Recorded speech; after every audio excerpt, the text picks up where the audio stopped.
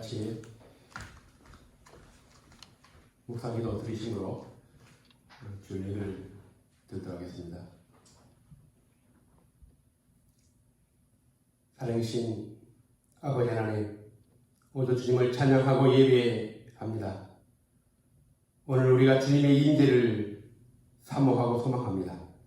오늘 예배 가운데 주님을 만나는 귀한 은혜와 축복이 우리 가운데 임하게 도와주옵소서. 우리를 예배 가운데 불러주시고 예배자를 인도해 주신 주님을 찬양합니다.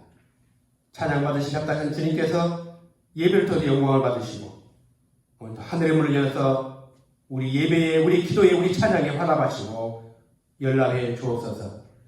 마음을 다하고 뜻을 다하고 힘을 다해 주님을 찬양하오니 오늘 이곳이 주님의 임재를 체험하는, 주님의 구원을 경험하는 귀한 복된 시간 될 수 있도록 축복하여 주옵소서.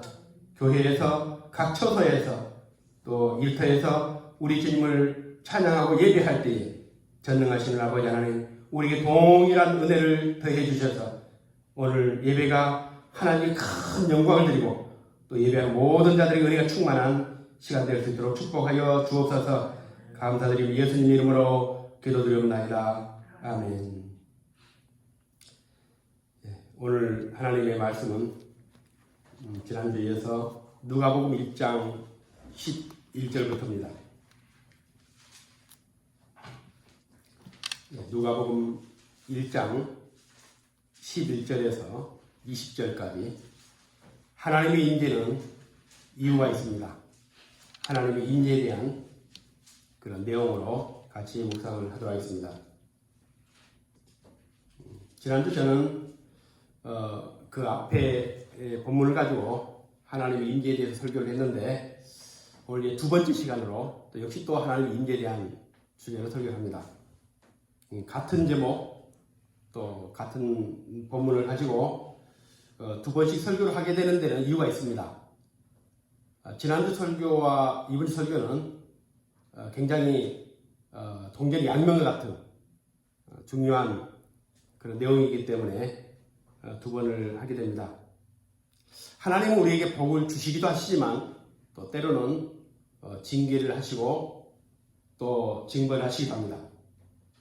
신명기 28장 15절에 보면은, 이하에 보면은 이 땅에서 하나님을 거역하는 자들에게 백성들이 내리는 수많은 형벌, 저주와 심판이 기록되어 있습니다. 기근부터 시작해서 또 전염병, 전쟁, 또 신체적인 고통. 그런데 하나님의 가장 큰 저주와 심판이 뭔지 아십니까? 그것은 이런 환경이나 또 신체나 이런 전쟁이나 이런 것의 그런 하나님의 심판이 아니라 하나님의 모습을 우리에게 감춰버리는 것, 우리가 기도해도 응답하지 않고 우리의 예배에 반응이 없는 것, 이것이 하나님이 인간에게 내리는 가장 큰 저주와 심판이라고 그렇게 생각합니다. 우리는 하나님과의 단절이 얼마나 큰 저주인지 잘 모릅니다. 예수를 안 믿는 사람들, 그 사람들은 하나님이 없다고 해서 불편함을 못 느낍니다. 가장 불편한 것이 돈이 없는 거, 우리가 하고 싶은 걸 못한 거, 그게 좀 불편하지 하나님이 없는 것 때문에 불편함을 느끼고 산다는 사람들은 아마 별로 없을 겁니다. 그런데 세상 사람들은 그런다 하지만 교회를 다녀도 마찬가지죠. 예배를 드려도 마찬가지입니다. 예배를 왜 드립니까? 하나님이 받으신다는 것을 믿기 때문에 드리는 거 아닙니까? 왜 기도합니까? 하나님 우리의 기도를 듣는다는 것 때문에, 그 믿음 때문에 기도하는 것이죠. 하나님의 임재, 이걸 믿기 때문에 예배를 드리고 찬양하고 기도하는 것이지, 그런 마음이 없이, 그런 사모함이 없이, 그런 확신이 없이는 예배도 찬양도 기도도 드릴 수 없는 겁니다. 그런데 과연 하나님이 살아계심을 믿고 예배한 자가 얼마나 될까? 정말 하나님 내 기도의 세밀한 것까지 다 들으신다는 걸 확신하고 기도하는 사람들이 얼마나 될까? 우리가 헌금을 낼 때도 참 어려운데 헌금 되지 않습니까? 과연 이 헌금을, 내가 드리는 이 물질을 하나님이 받으실까? 이걸 기억하실까? 이걸 연락하실까? 그런 마음으로 들으십니까? 물론 그러시겠죠. 그러나 하나님이 살아계신다는, 하나님이 우리의 예배와 기도와 찬양과 모든 헌신을 연락하신다는 그런 믿음 없이도 습관적으로, 종교적으로 얼마든지 할 수 있다는 겁니다. 하나님을 믿지 않아도 종교적인 선행을 할 수도 있고, 하나님을 믿지 않고도 얼마든지 어려운 자들을 구제하고 기부하고 다 합니다. 그것은 제가 지어낸 얘기가 아니라 이스라엘 역사가 증명합니다. 하나님은 말라기 선지자 이후에 하나님의 모습을 감춰버렸습니다. 그것도 400년 동안. 매일 예배할 때 하나님이 선지자를 통해서 또 하나님의 종들을 통해서 말씀하시고 예언하셨는데, 말라기 이후에 400년 동안 하나님께서 누구에게도 말씀한 적이 없습니다. 400년이라는 긴 시간 동안. 지금도 우리 400년 전이 언제입니까? 1600년, 1620년 되겠죠? 그러면 이제 임진왜란 끝나고 아주 조선시대. 그때 하나님 이전에 만나고 지금까지 못 만났다 생각해 보십시오. 그런데 이스라엘 백성들은 그 긴 시간 동안, 수백 년 동안 하나님이 나타나지 않았음에도 불구하고 자기들끼리 열심히 드립니다. 불편함이 없었습니다. 금식하고 율법 지키고 또 제사를 드리면서 스스로의 어떤 자기의 만족을 느꼈습니다. 뭔가 하나님의 법을 가지고 살면 불편합니다. 이것도 해야 되고 저것도 해야 되고 이걸 하지 말아야 되고. 그런데 이제 하나님이 안 계시니까 자기들 방식대로 만들어서 그렇게 종교생활을 했던 겁니다. 그런데 오늘 하나님께서 400년이라는 긴 침묵을 깨고 드디어 사가랴가 성전에서 제사를 드릴 때에 짠! 하고 나타나신 겁니다. 이것을 우리는 지난주에 하나님의 임재라는 제목으로 설교를 했는데, 만약 지난주 설교만 듣게 된다면 우리는 어떤 생각을 하게 되냐면, 아, 지성이면 감천이구나, 이렇게 생각해 버릴 수 있습니다.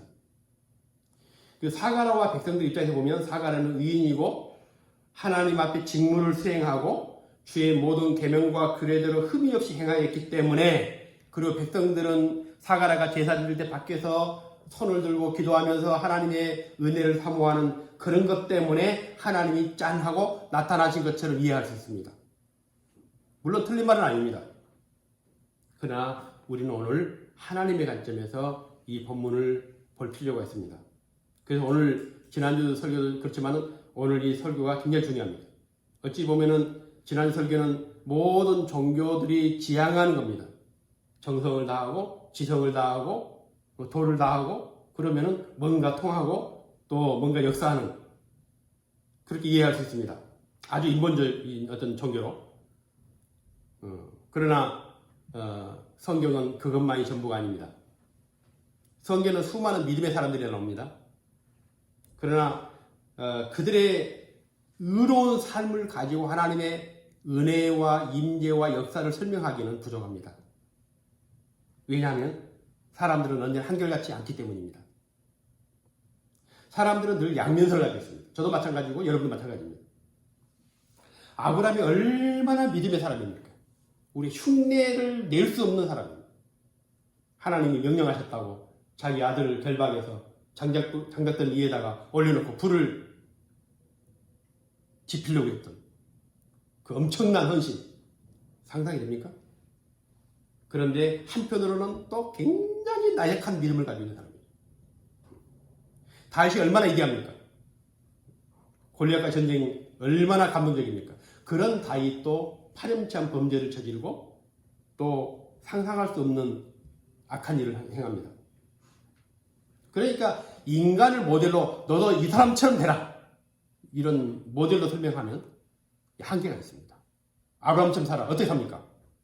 아브라함은 장점도 있고 약점도 있는데 요셉도 마찬가지죠. 또 모세도 마찬가지고 모든 사람들은 다 장점과 약점이 다 있습니다.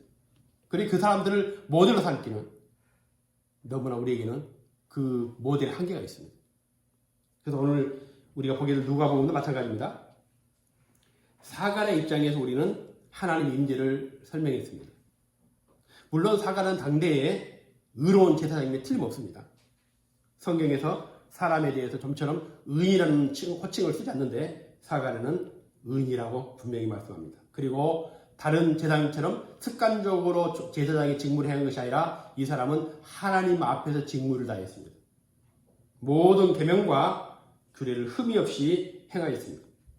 그래서 하나님께서 400년이란 침묵을 깨시고 사가랴가 성전에서 분향할 때 드디어 성전 향단 우편에 나타나셨다.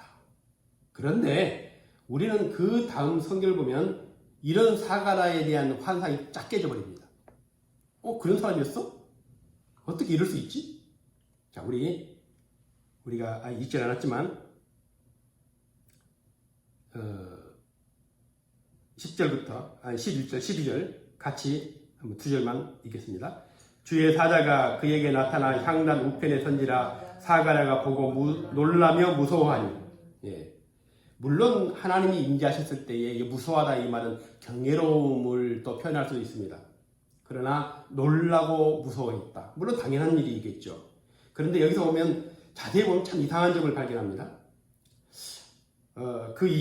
뒤에 13절에 이제 이 사가랴가 왜 놀라고 무서워했는지 잘 모르겠지만 천사가 이렇게 말합니다. 13절에 천사가 그에게 이르되 사가랴여 무서워하지 말라. 너의 간구함이 들린지라. 내 아내 엘리사벳이 내게 아들을 낳아주리니 그 이름을 요한이라 하라.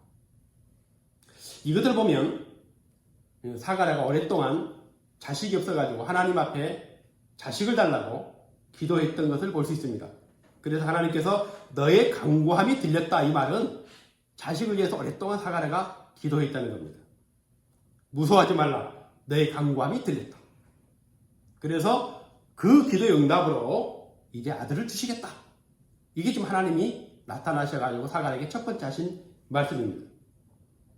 오랫동안 그 하나님의 임재가 끊어진 성전에서 끊임없이 사가랴는 기도했습니다. 그리고 어느 순간에 하나님이 촥 나타나셔가지고 그래 너가 기도한 대로 너에게 아들 주겠다. 얼마나 감격스러운 장면입니까? 어느 누구도 기도할 때 400년 동안 이런 하나님 임재를 경험한 사람이 없었습니다. 그런데 긴 침묵을 깨고 하나님이 사가랴에게 나타나가지고 그래 내가 너의 기도대로 내가 너에게 아들을 주겠다. 그리고 그 14절 뒤에 14절에 같이 읽겠습니다. 너도 기뻐하고 즐거워할 것이요 많은 사람도 그의 태어남을 기뻐하리니. 너도 기뻐하고 즐거워할 것이요 많은 사람도 그의 태어남을 기뻐할 것이다. 제가 지난주에 말씀을 드렸듯이 사람이란 경험이 굉장히 중요합니다. 우리가 계속 거슬러 올라가서 400년까지 올라가게 되면 400년 동안 어떤 사람도 하나님을 만난 적이 없다. 한번 생각해 보십시오. 그렇다면 예배를 드릴 때 하나님에 대한 기대를 할 수가 없습니다. 왜요? 만난 경험이 있기 때문에. 예전 우리가 한참 뜨겁게 신앙생활 할 때는 교회 가면은 장로님들, 권사님들, 어른들이 늘 하나님의 은혜를 체험했던 얘기를 합니다. 요즘의 젊은 사람들은 그 하나님의 은혜를 그렇게 깊게 체험한 사람들이 그렇게 많지는 않아요. 물론 있겠죠. 옛날 같지 않습니다.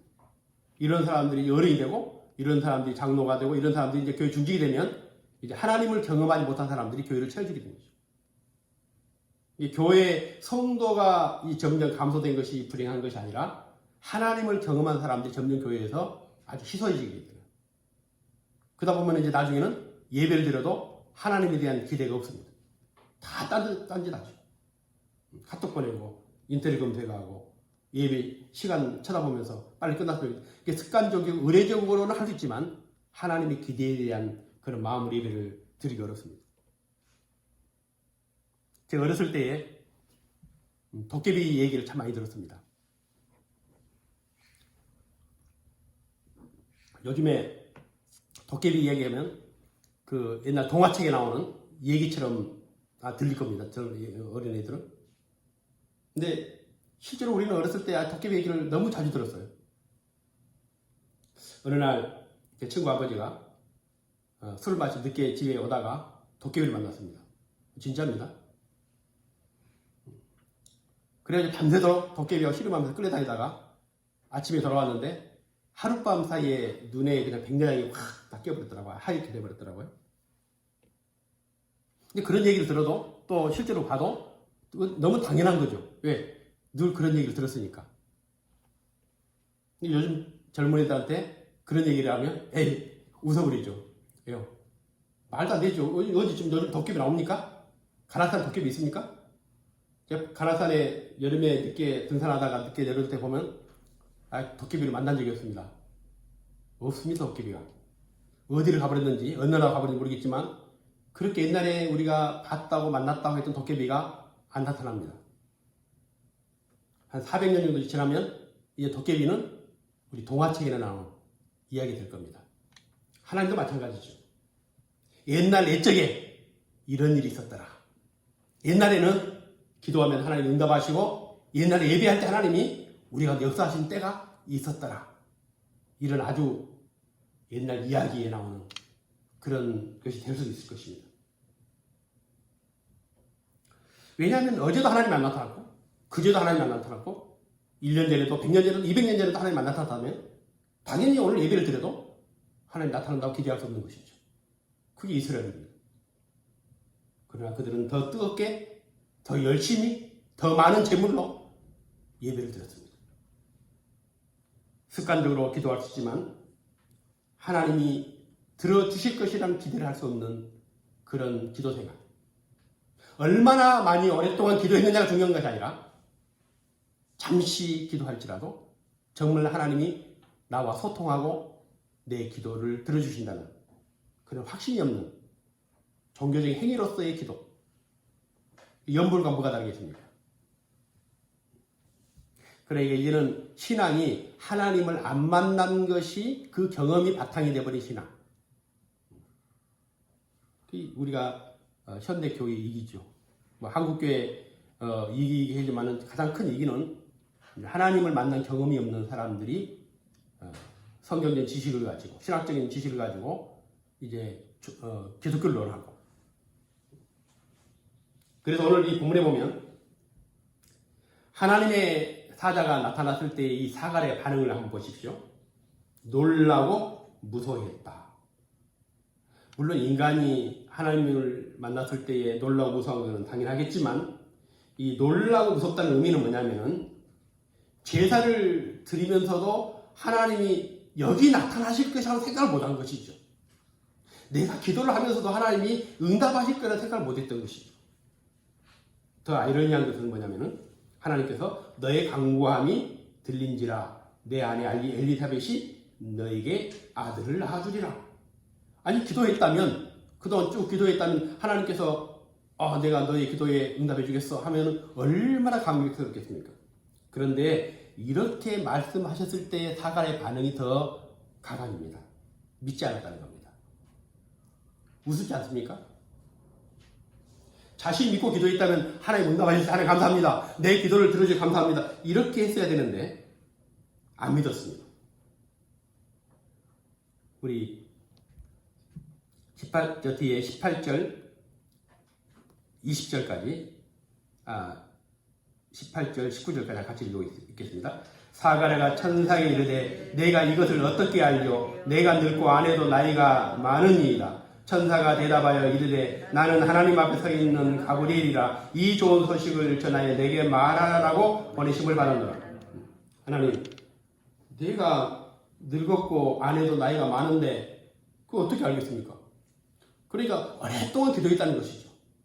하다 보니까 이제 기도를 끊을 수 없고 그만둘 수 없고 그러니까 계속 기도를 했는데 이게 응답될 것이라고는 믿지 못했던 것이죠. 그래서 오늘 하나님께서 우리 20절 같이 읽어보겠습니다. 보라 이 일이 되는 날까지 내가 말 못하는 자가 되어 너희 말을 못하리니 이는 내가 내 말을 믿지 아니함이거니와 때가 이르면 내 말이 이루어지리라 하더라. 오늘 이것 때문에 사가랴는 하나님을 만나는 그날 벙어리가 되어버립니다. 왜냐? 너가 내 말을 믿지 아니했기 때문에. 참 아이러니하죠. 그렇게 의인이었고 하나님 앞 직무를 했고 모든 규례와 하나님 율법을 다 지켰던 그 당대의 의인이었던 이 사가랴가 하나님이 참 응답하시니까 놀라고 무서워하면서 하나님 응답조차도 믿지 못했던, 오늘 하나님은 사가랴에게 아들을 주실 뿐만 아니라 아들을 통해서 엄청난 하나님의 구원의 역사를 행하시겠다는 응답을 주셨습니다. 그런데 사가랴는 믿지 않았습니다. 아내가 늙었는데, 내가 이렇게 나이가 먹었는데 어떻게 아이가 생기겠습니까? 그냥 기도는 지난번 아주 오래전부터 했기 때문에 그냥 습관처럼 했습니다. 답답해서 한 것이고 그냥 한 것인데, 하나님 농담하지 마십시오. 이 가능한 일입니까? 하나님께서 보라, 이 일이 되는 날까지 너가 말 못하는 자가 되어 능히 말을 못하리니 이는 내가 내 말을 믿지 아니하였다. 이건 뭐 사가랴의 얘기뿐만 아닐 겁니다. 우리도 기도하면서 참 답답하게 기도할 때가 있고 또 습관적으로 기도할 때가 있고 하나님의 응답조차도 기대하지 않고 기도할 때가 많이 있습니다. 믿음 없이 하는 기도. 아마 우리가 기도한 대로 다 들어주시면 아마 우리 쇼크 받을 겁니다. 안 그러겠습니까? 하나님께서 방수 목사님 지난주에 저한테 하신 말씀 중에서 하나님은 작은 것은 금방금방 응답해 주신다고. 이 작은 거 기도 응답받으면 충격 안 받거든요. 근데 큰 거 기도했다 응답해버리면 충격받기 때문에 다 쓰러지죠. 그러니까 로또 사가지고 로또 1등 될 것이라 기도하는 1등 딱 돼버리면 써보지도 못하고 쇼크로 그냥 쓰러져 버린 것이죠. 똑같은 거 아닙니까? 아무튼 겉으로 보기에는 괜찮은 것 같은데 그 하나님의 관점에 보면 이 사가랴 역시 큰 인간적인 한계, 약점을 가지고 있었습니다. 하나님 앞에 열심히 제사장으로서 사역을 잘 감당하고 있었지만 그는 하나님 앞에서의 하나님의 임재를 생각하지 못했습니다. 아들 위해서 기도하면서도 하나님께 응답해 주실 것이라는 확신을 갖지 못했습니다. 그래서 그는 하나님을 만난 그날 벙어리가 됩니다. 그런데 정말 한편으로 보면 굉장히 괜찮은 사람인데 또 한편으로 보면 이런 엉터리 같은 사람이 있을까? 그런 사가랴에게 왜 하나님이 임재하셨는가 이거죠. 하나님의 입장에서 보면 이 사가랴 문제투성입니다. 감동할 만한 어떤 것도 없습니다. 하나님의 은혜를 의심했고 응답을 의심했고 임재를 믿지 못했던, 그럼에도 불구하고 하나님이 사가랴에게 나타났습니다. 오늘 이것을 알고 나면 우리 예배가 달라지고 신앙이 달라질 수 있습니다. 어떤 사람은 교회에 와서 나는 우리 장로님 때문에 아니 목사님 때문에 아니면 교회 오래 다닌 사람들 때문에 시험 들었다는 얘기를 많이 합니다. 저도 청년 시절 때 그런 얘기 많이 했습니다. 누구 때문에 내가 시험 들었다. 그런데 여러분 누구 때문에 여러분 자신을 한번 보십시오. 여러분 교회에 딱 들어온 순간에 밖에서는 여러분들을 아주 독실한 기독교인이라고 아마 생각할 겁니다. 여러분에게 하나님이 감동할 만한 것이 있습니까?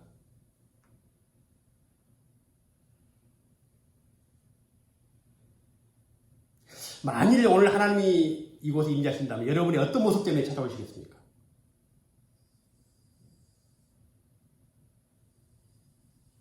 뭐 다른 사람 장로님, 뭐 목사님, 뭐 전도사님 볼 필요도 없습니다. 우리는 이소 전사님이 지난주에 무슨 일을 하고 왔는지 모릅니다. 여러분 자신 한번 보십시오. 여러분을 보고 하나님 오신다면 과연 하나님 오실 수 있겠는가?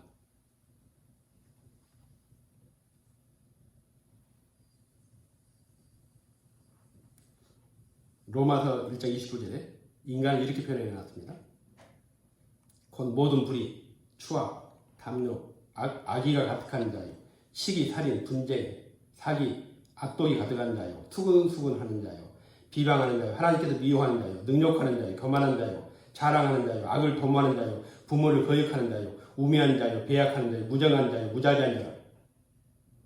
이런 죄가, 이런 본성들이 인간의 마음속에 꽉 차 있습니다. 그러니까 10분 기도하면 1시간을 지켜보면 50분은 우리는 죄를 생각하는 것이죠. 1시간 예배드리면 우리 남은 23시간은 우리 세상에 버타고 살아가는 것이죠. 그게 인간입니다. 근데 어떻게 우리 마음속에 하나님 모실 수 있습니까? 어떻게 이 자리에 하나님 모십니까? 이걸 어떻게 설명합니까? 사가라가 그런 사람이었는데, 믿지도 못했는데, 하나님에 대한 기대가 없었는데, 어떻게 그런 사가라에게 하나님 나타나십니까? 하나님께서 말라기 선지자에게 자신의 모습을 감추기 위해 이런 말씀을 했습니다. 말라기 4장 5절인데, 보라, 여호와의 크고 더러운 날이 이르기 전에 내가 선지자 엘리야를 너에게 보내리니, 종말이 오기 전에, 또 때가 되기 전에 엘리야를 너에게 보내리니 그가 아버지의 마음을 자녀에게로 돌이키게 하고 자녀들의 마음을 그들의 아버지에게 돌이키게 하리라. 돌이키지 아니하면 두렵건대 내가 와서 저주로 그 땅을 칠까 하노라 하시니.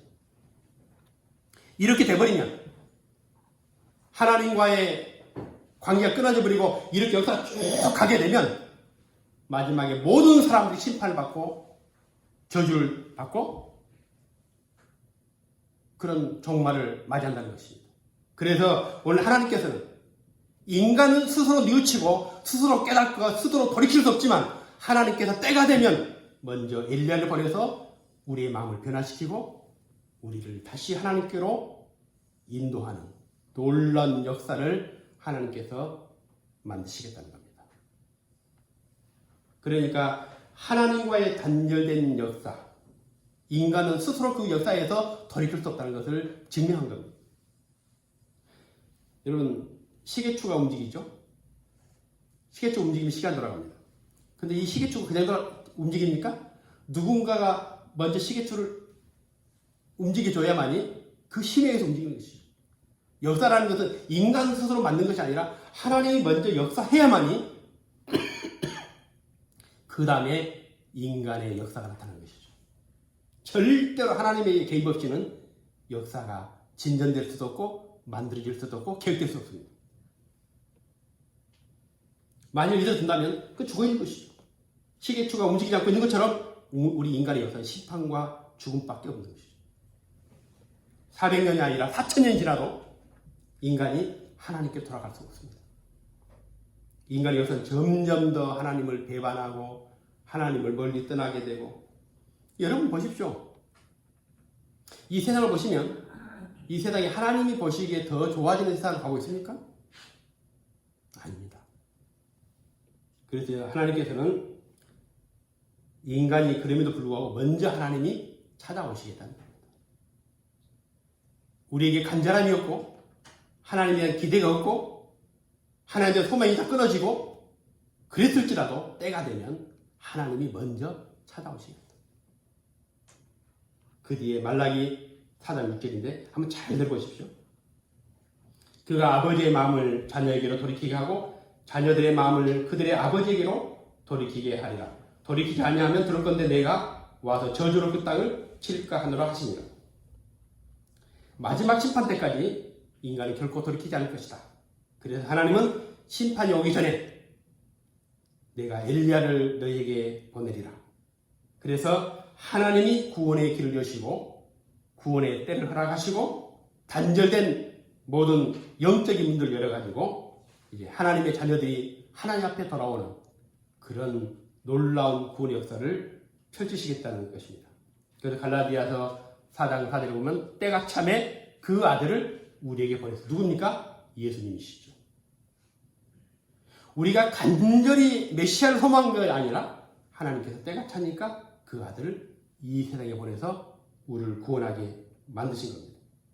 때가 찼다. 우리의 어떤 그 지성이 감춰진 것이 아니라 하나님 때가 찼기 때문에. 다시 말하면 사가라 때문에 하나님이 임재하신 것이 아닙니다. 지난주 설교를 정정할 필요 있죠. 그러나 신앙이라는 것은 이 손바닥 양면입니다. 인간의 열심과 하나님의 은혜가 같이 가는 겁니다. 하나님이 하시기 때문에 나는 가만히 있어도 된다? 그게 아니죠. 우리의 역할을 최선을 다해서 하고 하나님은 우리에게 그 큰 말씀 은혜를 베푸시고 이게 사가라 때문이 아니라 하나님 때가 되었기 때문에 그 성전에 분향하는 곳에 하나님이 나타나시는 것입니다. 누가복음 1장 우리가 아까 1장 15절부터 18절에 보면 사가라의 세례 요한의 출생을 예언하십니다. 우리 같이 한번 15절부터 18절 누가복음 1장 15절 18절 같이 읽겠습니다. 이는 그가 주 앞에 큰 자가 되며 포도주나 독강술을 마시지 아니하며 모태로부터 성령의 충만함을 받아 이스라엘 자손을 곧 그들의 하나님께로 많이 돌아오게 하겠습니다. 그가 또 엘리야의 심령과 능력으로 주 앞에 먼저 와서 아버지의 마음을 자식에게 거스르는 자를 의인의 슬기에 돌아오게 하고 주를 위하여 세운 백성을 준비하리라. 사가랴가 천사에게 이르되 내가 이것을 어떻게 알리오? 내가 늙고 아내도 나이가 많으니이다. 이 말라기 선지자에게 예언하는 것처럼 그가 엘리야의 신령과 능력으로 주 앞에 먼저 와서 예수님보다 먼저 와서 아버지의 마음을 자식에게 또 거스른 자를 의인의 슬기에 돌아오게 하고 주를 위하여 세운 백성을 예비하리라. 그러면서 오늘 그 엘리야가 바로 세례 요한인 것을 오늘 말씀하신 것입니다. 우리 민족이 역사적으로는 5,000년 역사라고 이렇게 아주 자부심을 가지고 자랑을 합니다. 이렇게 또 오래된 역사를 가진 민족이 없죠. 그런데 이 복음이 들어온 것은 지금부터 불과 한 135년, 5,000년 역사 중에서 복음이 이 땅에 들어온 게 135년밖에 안 됐습니다. 135년 맞죠. 그런데 우리가 불교도 믿고 또 유교도 믿고 하다가 야 이것저것 믿어보니까 이게 너무 이게 우리하고는 안 맞고 좀 우리 기독교 필요한 것 같아. 그래서 우리가 스스로 우리 한번 예수를 믿어보자. 그렇게 해서 이 우리나라의 기독교 시작된 게 아닙니다. 때가 찼기 때문이죠. 우리의 간절함 때문에 이 땅에 복음이 들어온 것이 아니라 하나님이 이 민족을 불쌍히 여기서 때가 차면 오늘 저 북쪽에서는 중국 쪽에서는 수많은 사람들이 성경을 번역하고 그 성쪽 복음이 들어오기 시작했고 또 미국 쪽에서는 언더우나 아펜셀러가 1885년 부활절 아침에 또 제물포를 통해서 들어왔고 이렇게 때가 찼기 때문에 하나님께서 135년 전에 이 땅에 그 견고한 문을 여시고 복음이 들어오도록 만들었습니다. 그래서 오늘 우리가 비록 부족하지만 비록 연약하지만 하나님은 오늘 이 교회에 대한 하나님의 때 또 여러분에 대한 하나님의 때를 하나님이 가지고 계신다는 겁니다. 그래서 오늘 우리는 더 간절히 바라는 것은 이 교회가 이 교회를 향한 하나님의 때가 우리 가운데 임하기를 바라는 겁니다. 우리의 힘으로는 할 수 없습니다. 우리의 능력으로 할 수 없습니다. 그러나 이 교회를 세우신 하나님은 분명히 이 교회에 대한 하나님의 계획과 때를 가지고 계시는 것이죠. 이스라엘 나라를 보면 어디를 봐도 하나님이 오실 수 있는 그런 상황이 아니었습니다. 그럼에도 불구하고 하나님은 오늘 말라기 선지자에게 약속하신 것처럼 그렇게 탁 나타나셨고 또 그들의 예배 가운데 제사 가운데 임하셨습니다. 예수님 오실 때 마찬가지입니다. 이스라엘 백성들이 죄 가운데 신음하면서 구원자를 사모했던 것이 아닙니다. 때가 찼기 때문입니다. 자, 우리도 그렇습니다. 비록 하나님께 우리가 감동을 드릴 만한 것이 없을지라도 이제 하나님이 이 땅에 마지막 오기 전에 세우신 교회를 더욱더 축복하시고 이 교회를 통해서 하나님 이제 하나님 계획하신 일들을 행하실 것이라 믿습니다. 그래서 우리를 통해서 떠난 자들이 돌아오고 시험 든 자들이 다시 회복이 되고 또 믿음이 없는 자들이 믿음을 회복돼서 정말 하나님의 구원의 역사가 이 교회를 통해서 이루어지기를 축원합니다. 뿐만 아니라 저 여러분도 우리가 부족한 많지만 하나님께서 다시 우리를 통해서 여러분을 통해서 일하시리라 믿습니다. 오늘 우리 교회 또 예배 가운데 함께한 저 여러분들을 통해서 하나님의 임재가 나타나고 임재를 통해 새로운 구원의 역사가 시작될 수 있기를 주의 이름으로 축원드립니다. 그럼 기도드리겠습니다. 살아계신 아버지 하나님,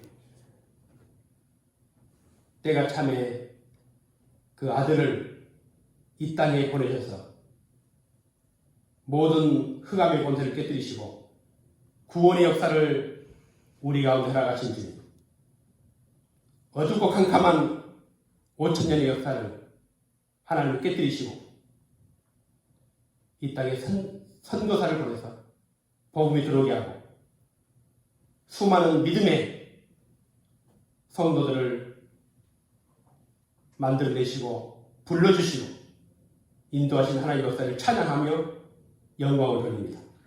우리 아버지 하나님, 이처럼 이 교회도 하나님의 때가 있어서 세워주셨고 그 험난한 어려운 일들 가운데서 지금까지 하나님의 놀라운 장중에 붙으셔서 여기까지 인도해 주셨습니다. 이제 때가 되었습니다.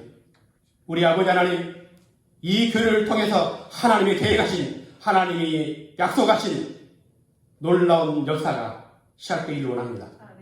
우리 아버지 하나님, 엘리야의 10년으로 보냄받은 세례원을 통해서 모든 떠난 자들이, 터진 자들이, 절망한 자들이, 어둠 속에 있는 자들이 돌아온 것처럼 이 교회를 통해서 이런 하나님의 구원의 역사가 일어나게 도와주옵소서. 또 우리 끝까지 어려움 속에서도 기도하면서 하나님의 인재, 하나님의 응답, 하나님의 축복, 하나님의 구원을 사모하며 기다렸던 모든 성도들을 통해서 또 하나님의 역사가 시작되기를 원합니다. 주여, 이제 다시 우리가 머리를 들고 하나님을 바라보니 이 교회를 통해서 놀라운 하나님의 인재의 서막이 열릴 수 있도록 축복하여 주옵소서. 오늘도 함께 예배하는 모든 성도들, 그들 가정에서, 처소에서 하나님을 사모할 때에 그들 마음속에 하나님의 인재 간절한 소망이 있게 도와주시고 기도할 때마다, 예배할 때마다, 찬양할 때마다 찾아오시는, 만나주시는 하나님을 경험할 수 있도록 예배의 경험, 구원의 경험, 하나님의 은혜의 경험을 하는 교회와 성도들이 다 될 수 있도록 축복하시고 축복하여 주옵소서. 감사합니다. 예수님 이름으로 기도드리옵나이다. 아멘. 이제는 우리 주님 예수 그리스도의 크신 은혜와 때가 참에 아들을 보내서 우리를 불러주시고 구원해 주신 우리 아버지 하나님 놀라우신 사랑하신 것, 예배할 때마다, 기도할 때마다, 찬양할 때마다 하나님의 인재 뜨거운 소망을 우리 가운데 부어주신 성령님의 놀라우신 역사하신 사랑케 한 성도들 머리에, 저들 가정 위에, 자녀들 위에, 생업 위에, 교회 위에 이제 영원토록 영원히 함께 있을지어다. 아멘.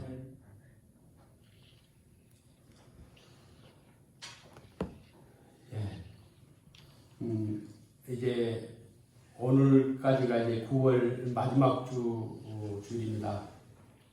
다음 주는 이제 추석, 이번 주에 추석이 또 되면서 다음 10월 첫째 주에는 조심스럽지만 이제 오프라인으로 모여서 대면 예배를 드리도록 하겠습니다.